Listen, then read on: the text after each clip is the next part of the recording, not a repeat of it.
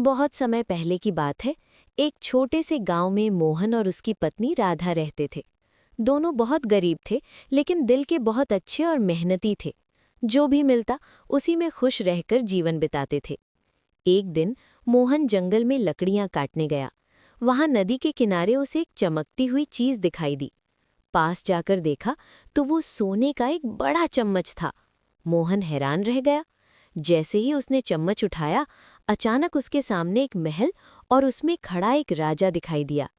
राजा ने कहा, ये कोई साधारण चम्मच नहीं है, ये जादुई सोने का चम्मच है। लेकिन ये सिर्फ उसी की मदद करता है जो मेहनती और सच्चा हो। अगर कोई लालच करेगा तो इसका जादू खत्म हो जाएगा। मोहन चम्मच लेकर घर आया और सारी बात राधा को बताई। दोनों ने सोचा कि इसे अच्छे काम में ही इस्तेमाल करेंगे।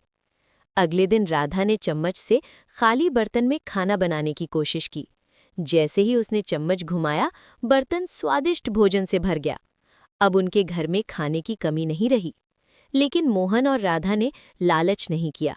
उन्होंने गांव के गरीब लोगों को भी खाना खिलाना शुरू कर दिया। धीरे धीरे पूरे गांव में खुशहाली आ गई। एक दिन वही राजा फिर प्रकट हुआ। वो असल में एक देवता था। उसने कहा, तुम दोनों ने इस चम्मच का सही उपयोग किया। तुमने लालच नहीं किया, बल्कि दूसरों की मदद की। इसलिए अब तुम्हारे जीवन में कभी गरीबी नहीं आएगी। इसके बाद उनका जीवन सुख और सम्मान से भर गया।